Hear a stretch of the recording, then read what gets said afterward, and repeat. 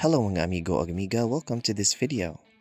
Today magluto-luto ta og sweet and sour fish by Sir Joseph Joshua Musca. First, coat the fish with flour and cornstarch. Since duha man to ka lapu-lapu nga fish, ang flour ato kay 4 tablespoons and 2 spoons of cornstarch. Sa guli og pampalasa, pwede vitsin or salt or ginisa flavor mix. Then pag init og matika o gilunod ang isda. While nagprito, let us prepare our spices. Slice your garlic. Make sure magikuha ang mga panit-ani para limpyo.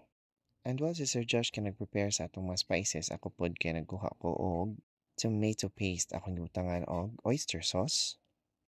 Og dayon atong butangan og fish. Asa naman to dapit ay sandali lang guys ha. Let me just look for it.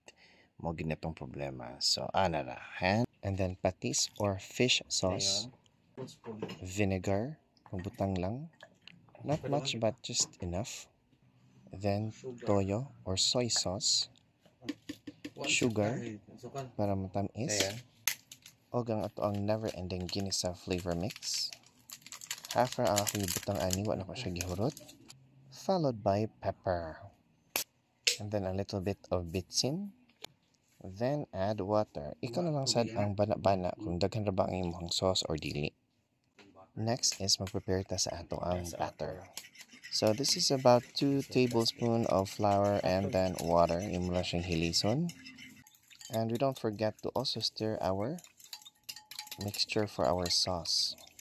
Ug sa dili lang nato damho na human na si Sir Josh prepare sa ihang mga ingredients. So we have ginger, onions, garlic, sili espada og atsal og butter. Nahuman na pud nato og prito ang ato ang lapu-lapu ug nitusking na gyud in taon sila. It's time for Sir Josh to cook. Syempre kay ato naman na prepare ang tanan nato nga ingredients, mag-init na sad tao sa ato ang kaha.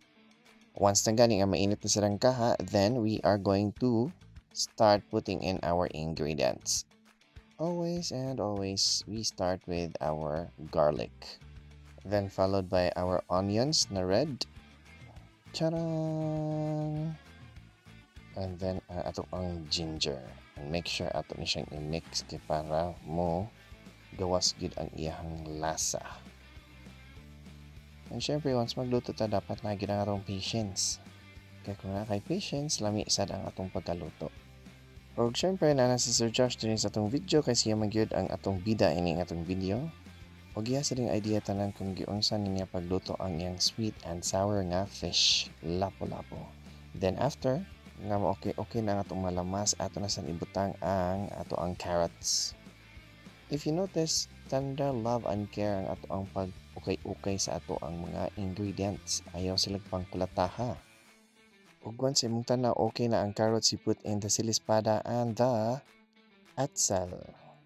And then again, mix with tender love and care.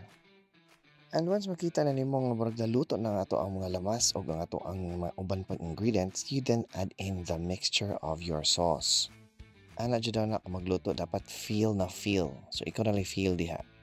Once mabutang na nato ang sauce, ato ni siyang pabukalon kay para pod na ma-mix na pod na siya along with our ingredients. And once mabukal na, it's time to mix it. Yan, arrange ito ginagmay kay para nindot na sa camera. Then once malapot-lapot na gamay, ibutang na dayon ang atong butter. Here we go, yan. So ang atong style ginani is ato ra gina siyang pamelton diha, but if nagdali ka hala sige ilunod-lunod na diha para ma-melt siya og dali. Hantod nga mahilis na gid siya og ato na ding i-mix ang atong mga ingredients. Then add in our batter, katubang tubig o flour nga ato ang gimelt. So, and when you're going to pour it, hinay-hinay lang and then ato siyang i-circular motion kay para ma-mix tayo nato og dali og dili mapagod ang ato ang batter. Ug dayon ready na ang ato ang sauce, kuha na natong isda ug ato siyang ihigda diri. Yan. Para ma-absorb sa isda ang sauce. Ug kung dili igo hala ikaw kaligoa ang isda sa sauce kay para ma-even gud siya tanan. Ayan, ligong-ligo na. Og lami na kay siya tan-aon og ready na tang mukaon ni ini. And here we go. This is our finished product and it's now ready for the table. And syempre, kay gutom naman kayo, ato na gid tayo ning birahan ang ato ang sweet and sour lapu-lapu fish. Usa jud ni siya nako nga pinaka-favorite sa mga pagkaon nga lutuon ni Sir Josh, most especially if kana bitawng ganahan ka nga mo feel happy when you're eating. You gotta try this kind of dish because it's easy and simple to prepare. And of course, kung walay lapu-lapu, pwede rin yun unsang isda inyong gustong ibutang ani dinhi. And just follow the procedure as how we did it a while ago. And I would like to thank everybody for also watching this video and subscribing Jado Dolosa, Joseph Joshua Musca, and Luto Luto Ta.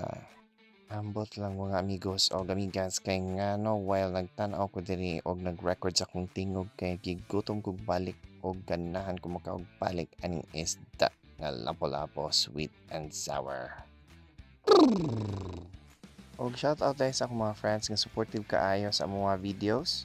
Daghan gyud kayong salamat ninyo bisag di kay mo mag-comment din ha pero inyo jud gihapon gitan-aw og ang uban sad kini follow sa amo ang process sa pagluto sa amo ang luto-luto dinhi together with Sir Joseph Joshua Musca. Og sa akong mga pamilya diha og mga kadugo salamat kaayo sa pag-view ani nga video og unta padayonon ninyo inyong gibuhat kay para padayonon sad nako akong gibuhat. Alam niyo na yan, okay? Sige, matik na tayo na. Thank you so much for watching this video. Bye guys!